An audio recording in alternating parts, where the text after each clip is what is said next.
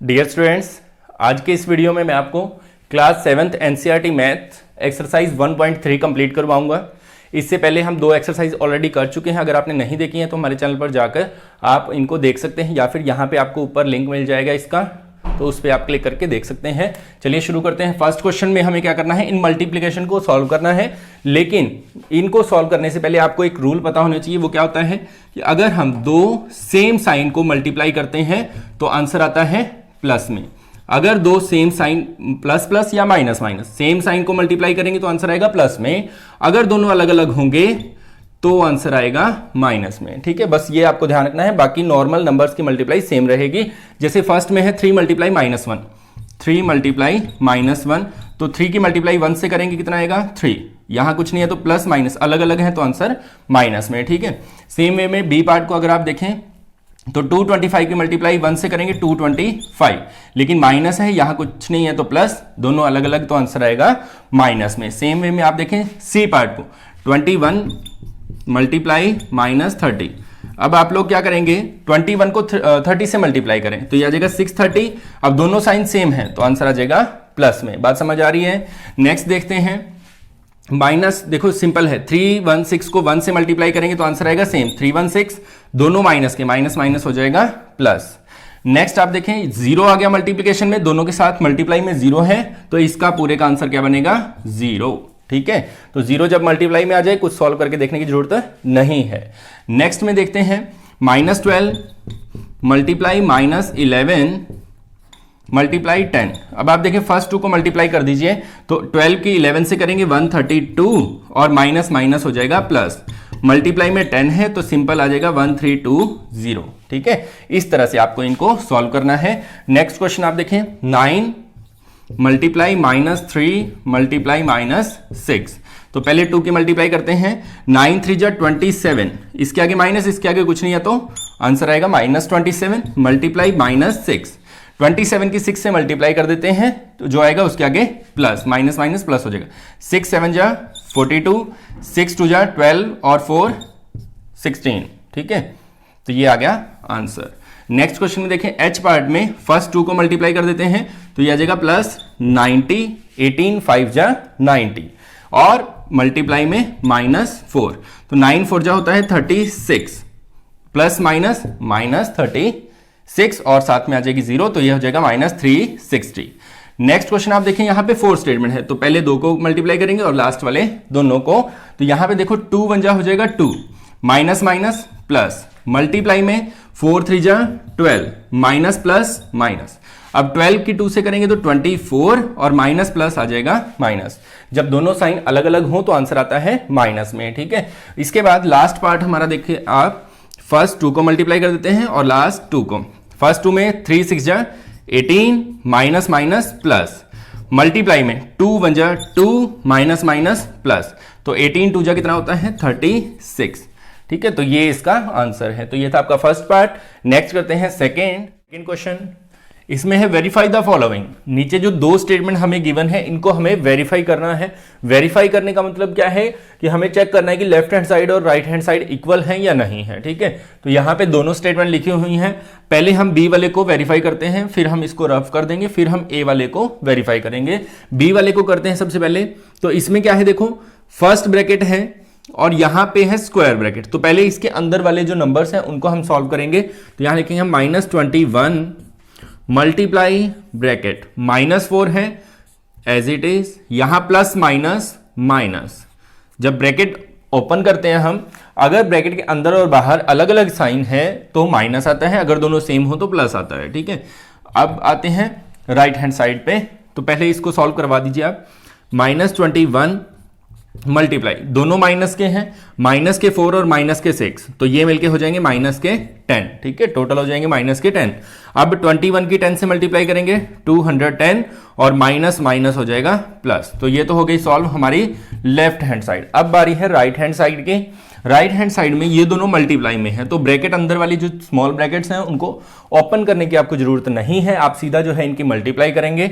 4 की 21 से करेंगे तो 84 और माइनस माइनस हो जाएगा +84 और प्लस में अब ब्रैकेट लगाने की जरूरत नहीं है फर्स्ट पे। ठीक है, अब यहाँ पे -21 है, मल्टीप्लाई में है 6, तो मल्टीप्लाई करते हैं 6 वजह 6, 6 2 जा 12, और माइनस माइनस हो जाएगा प्लस। अब इनको प्लस करते हैं, 4 + 6 10, 8 + 2 10 और 1 11, 2 और ये आ जाएगा 210। तो देखो दोनों साइडें इक्वल आ रही हैं, तो हम यहाँ लिखेंगे left hand side is equal to right hand side, then it is verified. ठीक है, इस तरह से आपको सॉल्व करना है। अब हम करते हैं फर्स्ट क्वेश्चन को, इसको कर देते हैं रब। फर्स्ट वाले में भी सेम वे में आप पहले लेफ्ट हैंड साइड को सॉल्व कर लेते हैं, फिर राइट हैंड साइड को सॉल्व कर लेंगे। लेफ्ट हैंड साइड में है 18 मल्टीप्लाई 7, अब यहां देखें प्लस माइनस अलग अलग है तो -3, ठीक है, इस तरह से करना है। अब 18 मल्टीप्लाई 7 - 3 करेंगे तो कितना आ जाएगा 4, 18 4 जा 72। नेक्स्ट यहां पे हम देखते हैं 18 की 7 से मल्टीप्लाई करते हैं, कितना आएगा,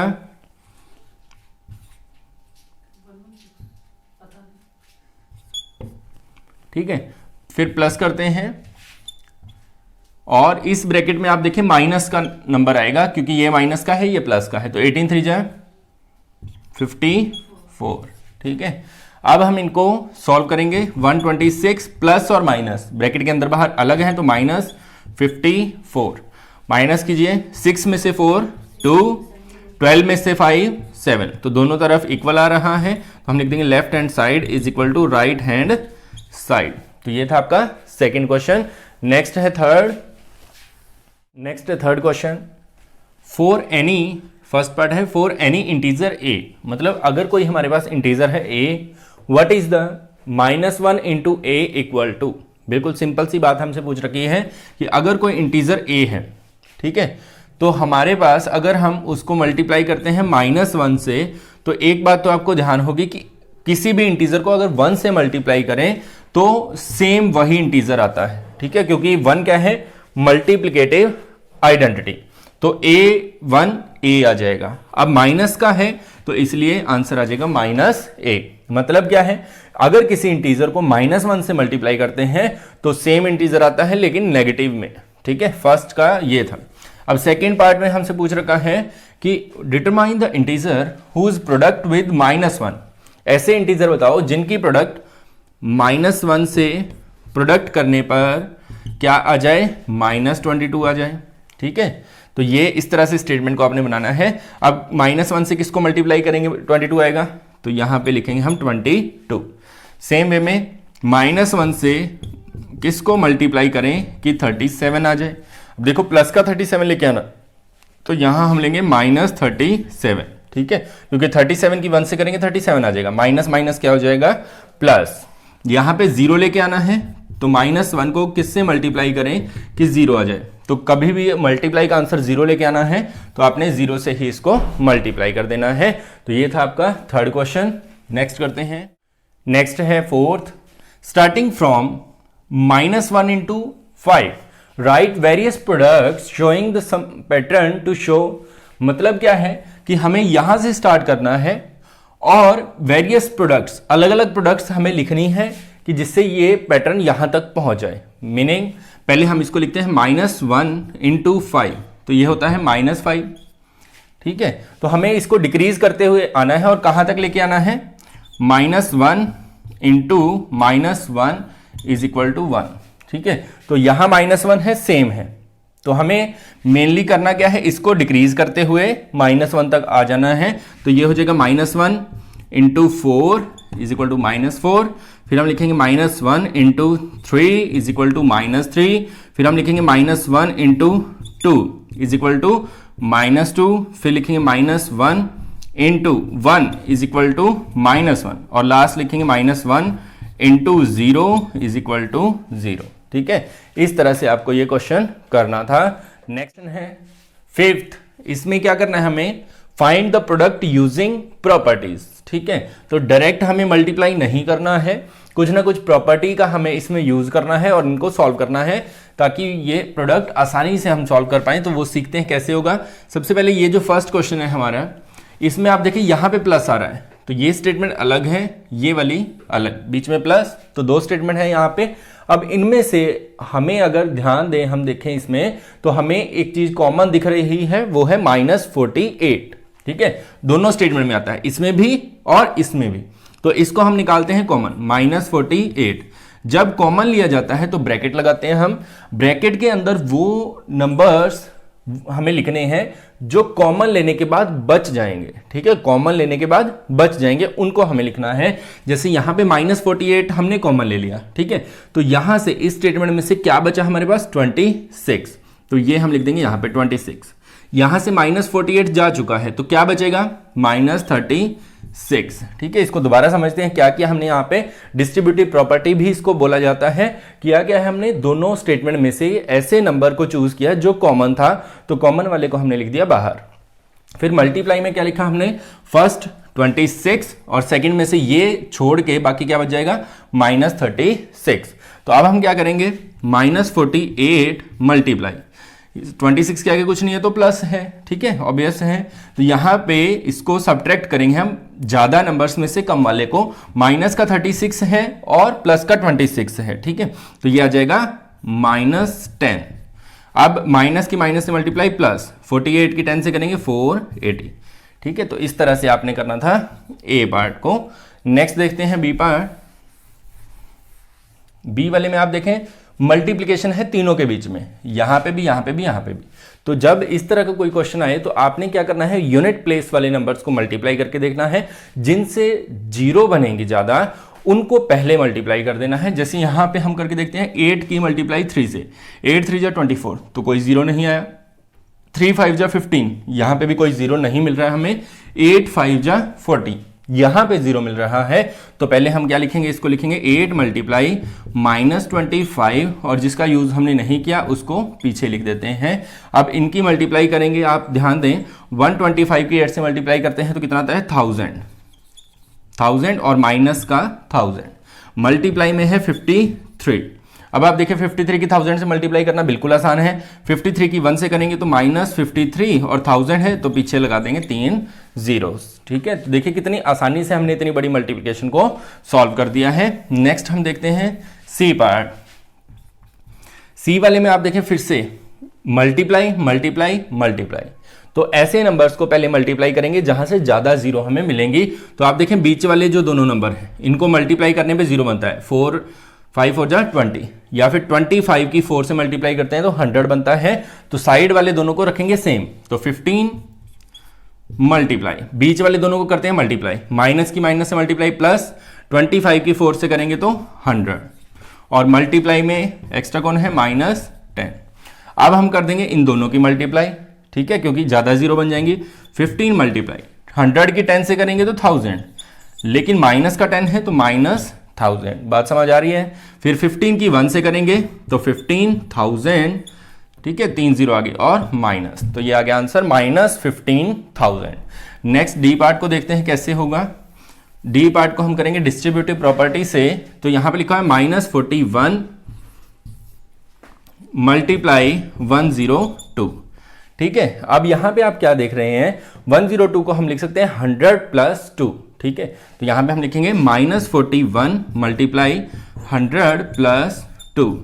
अब आप देखिए -41 जो है मल्टीप्लाई में है, तो अंदर ये दोनों के साथ अलग अलग मल्टीप्लाई होगा। -41 की 100 से मल्टीप्लाई कर देते हैं, इसको कुछ इस तरह से लिखना है आपने, मल्टीप्लाई 100। ठीक है, फिर इसकी 2 के साथ भी करनी है, यहां प्लस का प्लस जो यहां होता है वही आता है, तो अंदर लिखेंगे -41 और 2 के साथ इसको मल्टीप्लाई। तो किया क्या हमने बेसिकली यहां पे पहले इसको इसके साथ मल्टीप्लाई कर दिया, जो साइन यहां पे था उसको सेम रखना है, और फिर इसको सेकंड वाले के साथ भी मल्टीप्लाई कर देना है। अब इसको मल्टीप्लाई करते हैं तो यह आ जाएगा -41 100, और इनको मल्टीप्लाई करेंगे तो माइनस का 84। ठीक है, प्लस माइनस माइनस, अब दोनों माइनस के हैं तो इनको टोटल कर दो, -41 84। तो ये हमारा फाइनल आंसर रहेगा इस क्वेश्चन के लिए, डी पार्ट के लिए। नेक्स्ट करते हैं, नेक्स्ट है ई वाले में। ई वाले में यहां प्लस आ गया, तो इधर वाली स्टेटमेंट अलग है, इधर वाली स्टेटमेंट अलग है। तो इनमें कॉमन क्या है, 625 625 कॉमन है ना, ध्यान से देखो, 625 625। अब यहां से अगर हम कॉमन निकालते हैं 625 को, तो ये आ जाएगा 625 मल्टीप्लाई ब्रैकेट लगाएंगे, ठीक है। अब यहां से इन दोनों में से क्या जा चुका है बाहर, 625 जा चुका है, तो क्या बच जाएगा -35। इसको एज इट इज लिखेंगे। अब यहां पे प्लस था, ठीक है, यहां से कॉमन क्या गया है, यहां से कॉमन गया है सिर्फ और सिर्फ 625, लेकिन इसका माइनस हमने कॉमन नहीं लिया है, तो माइनस जो है वो यहां इसके साथ चला जाएगा, तो ये आ जाएगा -65। दोबारा समझते हैं इस बात को, 625 को हमने सिर्फ कॉमन लिया है, तो जो कॉमन लिया हो उसके अलावा कुछ भी बच जाए वो सारा का सारा हम कहां रख देते हैं, ब्रैकेट के अंदर। बात समझ आ रही है? तो क्या करेंगे अब, 625 मल्टीप्लाई, दोनों माइनस के हैं तो इनको कर देते हैं इकट्ठा, तो ये बन जाएंगे माइनस के 100। अब माइनस की प्लस वाले के साथ मल्टीप्लाई करेंगे, आंसर माइनस का आएगा। कितना आएगा, इसको इसके साथ मल्टीप्लाई करेंगे तो 62500, ठीक है। तो देखिए कितनी आसानी से हमने इसको कर लिया है। नेक्स्ट एफ पार्ट को देखते हैं। एफ पार्ट में क्या है, 7 इंटू डिस्ट्रीब्यूटिव प्रॉपर्टी है ये भी, 50 - 2। तो क्या करेंगे, पहले 7 को 50 से मल्टीप्लाई कर दो, फिर 7 को 2 से, तो ये हो जाएगा 7 × 50, माइनस है तो यहां माइनस, फिर 7 × 2। अब 7 की 50 से करो, 7 × 5 = 35, 350 आ जाएगा -14। तो इसको आपने माइनस कर देना है। 10 में से 4 को माइनस करेंगे, 10 में से 4 को माइनस करेंगे 6, यहां बच जाएगा 4 में से 1 गया 3, तो 336 हमारा आंसर हो जाएगा एफ पार्ट के लिए। नेक्स्ट स्टेटमेंट को देखो। अगर कहीं से किसी को बाय चांस नहीं समझ आता है तो आप वीडियो को पीछे करके देख सकते हैं दोबारा से उस सम को, ठीक है। तो यहां पर नेक्स्ट क्वेश्चन है नेक्स्ट है -17 इंटू -29। अब आप यहां पे देखें कि दोनों के साथ माइनस आ रहा है, पहली कंडीशन तो ये है, ठीक है, और बीच में है मल्टीप्लाई, तो माइनस इंटू माइनस क्या होता है, प्लस। तो इस स्टेटमेंट को हम जो है दोबारा से कैसे लिख सकते हैं, 17 × 29, ठीक है। अब ये माइनस कहां गया वो आप कहेंगे, तो माइनस कहां गया, माइनस की माइनस से मल्टीप्लाई करते हैं तो क्या हो जाती है स्टेटमेंट, प्लस, इसलिए हमने माइनस को यहां से हटा दिया।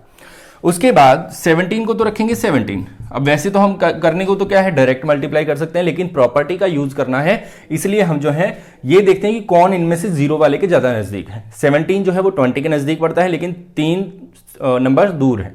29 30 के नजदीक पड़ता है, सिर्फ 1 नंबर दूर है, तो 29 को हम लिखेंगे 30 - 1, ठीक है। अब 17 इंटू 30 - 1 है, तो 17 की मल्टीप्लाई पहले करेंगे 30 से सॉरी, फिर करेंगे -1 से, तो यहां जाएगा 30 - 17 बन जा 17। बात समझ आ रही है? अब 17 की 3 से मल्टीप्लाई करते हैं 51 और 0, ठीक है, -17, इसमें से 17 को माइनस कर देते हैं तो आंसर आ जाएगा 10 - 7 3, यहां 0 बच जाएगा, फिर 10 - 1 9 और 4, ठीक है, तो आंसर आ गया 493। नेक्स्ट क्वेश्चन देखते हैं।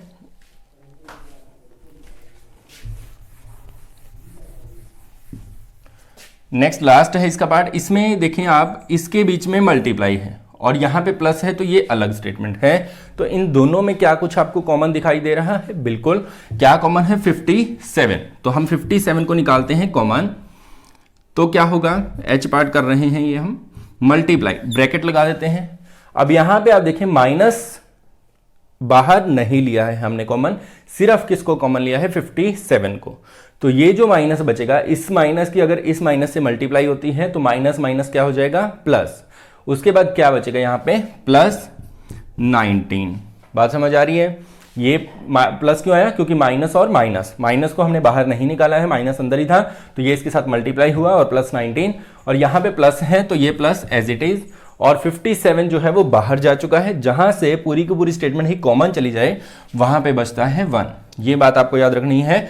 बहुत से बच्चों को मैंने नोट किया था, वो यहाँ पे 0 लगा देते हैं, 0 नहीं आएगा, जहां से पूरी की पूरी स्टेटमेंट कॉमन चली जाए वहां 1 बचता है, ये बात आपको नोट रखनी है। अब 57 मल्टीप्लाई 19 + 1 कितना हो जाएगा, 20, ठीक है। अब इसकी मल्टीप्लाई कर देते हैं, 0 एज इट इज रहेगा, 2 7 जा 14, 1 कैरी, 2 5 जा 10 और 1 11, तो आंसर आ गया 1140, ठीक है। तो ये हमने कंप्लीट किया है पार्ट 5 को। नेक्स्ट क्वेश्चन करते हैं। नेक्स्ट है 6th question. A certain freezing process requires that room temperature be lowered from 40 degree Celsius at the rate of 5 degree every hour. इसका मतलब क्या है कि एक फ्रीजिंग प्रोसेस जो है वो की जा रही है। फ्रीजिंग प्रोसेस में क्या होता है, टेम्परेचर को बहुत कम कर दिया जाता है, जिसपे कोई भी लिक्विड फ्रीज कर जाता है, जम जाता है, आइस बन जाता है। तो फ्रीजिंग प्रोसेस जो है उसमें क्या रिक्वायर्ड है कि रूम टेम्परेचर जो है वो लोवर्ड मतलब डिक्रीज किया जाए, कम किया जाए फ्रॉम 40 डिग्री सेल्सियस। अब करंट टेम्परेचर जो है वो है 40 डिग्री सेल्सियस, उसको हमें कम करना है। किस हिसाब से करना है, rate of 5 degree every our, 1 घंटे में 5 डिग्री टेम्परेचर कम किया जाएगा। तो क्या बताना है हमें, what will be the room temperature 10 hour after the process begin. तो प्रोसेस शुरू होने के 10 घंटे बाद टेम्परेचर कितना हो जाएगा। तो अब आप करेंगे क्या, पहले तो इस रेट से 1 घंटे में कम होता है 5 डिग्री, 10 आवर्स में कितना हो जाएगा वो निकालेंगे, फिर उसको इसमें से माइनस कर देंगे। तो यहां पे लिखते हैं पहले हम करंट टेम्परेचर को शॉर्ट फॉर्म में लिख देते हैं, करंट टेम्परेचर 40 डिग्री सेल्सियस। ठीक है, अब हम यहां लिखेंगे टेम्परेचर डिक्रीज्ड इन 1 आवर, 1 घंटे में कितना टेम्परेचर डिक्रीज होता है, 5 डिग्री सेल्सियस। ठीक है, तो 10 आवर्स में कितना होगा, टेम्परेचर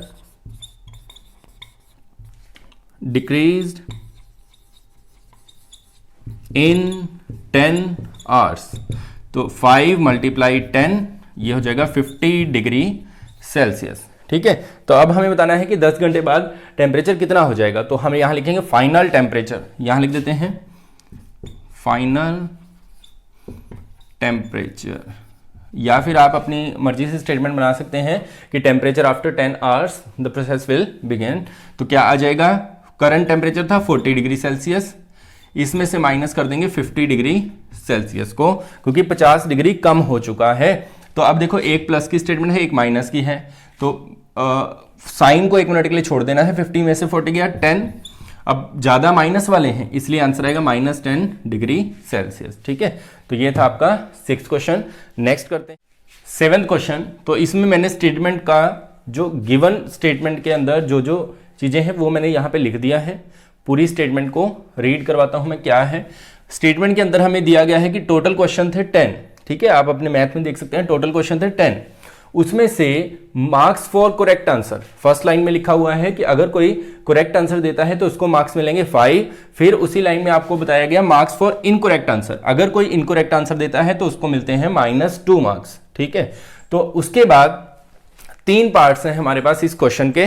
तो तीनों पार्ट्स में फर्स्ट पार्ट में क्या कहा गया, मोहन जो है वो क्या करता है, अगर वो 4 करेक्ट आंसर देता है और 6 इनकरेक्ट, CA का मतलब करेक्ट आंसर, ICA का मतलब इनकरेक्ट आंसर। ठीक है, तो अगर वो 4 सही जवाब देता है और 6 गलत जवाब देता है तो व्हाट इज हिज स्कोर। ठीक है, फर्स्ट क्वेश्चन ये है व्हाट इज हिज स्कोर। तो हम क्या करेंगे, यहां पे करेक्ट आंसर को करेंगे मल्टीप्लाई 5 से, इनकरेक्ट आंसर को -2 से, और इनको सॉल्व कर देंगे। तो यहां पे हम लिखेंगे marks obtained by Mohan, Mohan को कितने मार्क्स मिले। तो वो कैसे निकलेगा, जो करेक्ट आंसर है उसको कर दो मल्टीप्लाई करेक्ट वाले से 5 से, तो 4 मल्टीप्लाई, या फिर इसको हम थोड़ा फॉर्मूले टाइप में लिखते हैं पहले कि 4 करेक्ट आंसर है, एक करेक्ट आंसर का कितना मिलेगा 5। तो हम यहां लिखेंगे, चलो सीधा ही कर देते हैं, 4 मल्टीप्लाई 5, फिर प्लस आना था लेकिन यहां माइनस के हैं तो हम यहां पे लिखेंगे -2 मल्टीप्लाई 6। ठीक है, तो 4 मल्टीप्लाई 5 और -2 मल्टीप्लाई 6, तो सॉल्व कीजिए, 5 4 जा 20 -6 2 जा 12, तो आंसर आ जाएगा 8। मतलब मोहन को कितने नंबर मिले हैं, 8 नंबर उसको मिले हैं। इसी तरह से सेम वे में इसको सॉल्व करेंगे रेशमा वाले को, सेकंड क्वेश्चन को। रेशमा के करेक्ट आंसर कितने हैं 5 को करेक्ट आंसर वाले से मल्टीप्लाई कर देते हैं 5 की 5 से, तो यहां लिखेंगे marks obtained by Reshma, Reshma को कितने नंबर मिले, तो करेक्ट आंसर थे उसके 5 और एक करेक्ट का कितना है 5, फिर -2 मल्टीप्लाई 5, ठीक है, 5 मल्टीप्लाई 5 फिर -2 मल्टीप्लाई 5, ठीक है, तो ये आ जाएगा 5 5 जा 10, सॉरी 25, और यहां पे -5 2 जा 10, ठीक है। अब इसको माइनस कर दो, कितना आ जाएगा 15, तो सेकंड वाले का आंसर आ जाएगा हमारा 15। ऐसे ही सेम वे में आप लास्ट पार्ट को करेंगे, सॉरी लास्ट में है इनकरेक्ट आंसर 5, ठीक है। तो अब हम देखते हैं इनको सॉल्व करके। तो थर्ड में आंसर आएगा मार्क्स ऑब्टेन्ड बाय हीना को कितने नंबर मिले, तो वो कैसे आएगा, देखो करेक्ट आंसर के लिए 5 मिलता है और कितने करेक्ट आंसर है 2, फिर -2 मिलता है किसके लिए, इनकरेक्ट आंसर के लिए, और कितने इनकरेक्ट आंसर है 5, तो 5 2 जा 10 -5 2 जा 10, तो आंसर आ गया 0। तो हीना के कितने नंबर आ गए 0, ठीक है। ये था आपका 7th क्वेश्चन। नेक्स्ट करते हैं, नेक्स्ट क्वेश्चन देखते हैं 8th, profit on white cement bag. हमारी स्टेटमेंट में जो गिवन है वो है कि अगर एक व्हाइट सीमेंट का बैग सेल किया जाता है, sold, then profit is 8 rupees. एक व्हाइट सीमेंट के बैग पे 8 रुपए का प्रॉफिट हमें मिलता है, और लॉस होता है अगर एक ग्रे सीमेंट का बैग बेचते हैं एक, तो उस पे लॉस हो जाता है 5 रुपीज का, ठीक है। तो हमें करना क्या है, हमारे पास 2 क्वेश्चन है, तो 2 को शॉर्ट फॉर्म में मैंने यहां पे लिख रखा है, उसको मैं समझाता हूं क्या है। फर्स्ट में है व्हाइट सीमेंट बैग अगर 3000 सेल किए गए और ग्रे सीमेंट बैग 5000 सेल किए गए, सॉरी, तो कितना उनको प्रॉफिट हुआ या लॉस हुआ वो हमें बताना है, ठीक है। तो पहले हमें एक चीज पता है कि profit on 1 white cement bag, एक व्हाइट सीमेंट के बैग पे कितना प्रॉफिट है, एक व्हाइट सीमेंट के बैग पे है 8 रुपीज, तो यहां पे कितने बैग सेल हुए हैं 3000, तो यहां लिखेंगे हम प्रॉफिट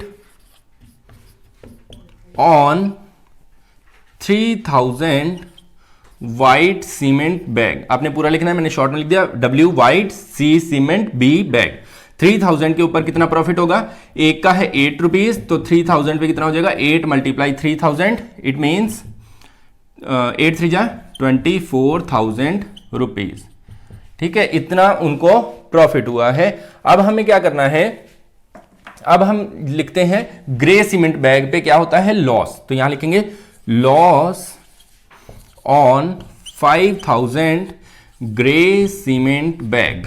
तो 5000 ग्रे सीमेंट बैग पे कितना होगा, एक पे लॉस होता है 5 रुपीज का, तो 5000 पे कितना हो जाएगा 5 5 जा 25,000 रुपीज का लॉस हो जाएगा, ठीक है। अब उनको प्रॉफिट तो हुआ 24,000 का, लॉस हो गया 25,000 का, तो क्या ज्यादा है दोनों में से, लॉस ज्यादा है, तो हम यहां लिखेंगे लॉस, ठीक है।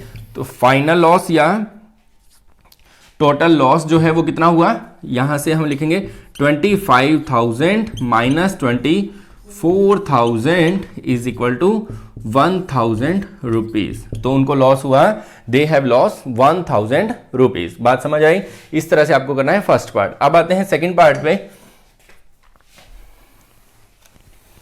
अगर आपको कुछ ना समझ आए, बीच में छूट जाए, तो आप वीडियो को पीछे करके दोबारा से उसको देख सकते हैं। नेक्स्ट है बी पार्ट। बी पार्ट में मैंने यहां पे लिखा है ग्रे सीमेंट, सी से सीमेंट, बी से बैग। ग्रे सीमेंट बैग अगर 6,400 वो सेल करते हैं, तो कितने उनको व्हाइट सीमेंट बैग सेल करने पड़ेंगे ताकि उनको ना तो प्रॉफिट हो ना ही लॉस, मतलब प्रॉफिट और लॉस दोनों इक्वल हो जाएं। तो हमें क्या करना है, इक्वल करना है। किसको इक्वल करना है, प्रॉफिट और लॉस दोनों को इक्वल करना है। अब लॉस किस पे होता है, ग्रे सीमेंट पे। ग्रे सीमेंट के बैग हमें गिवन है, कितने गिवन है देखो 6400।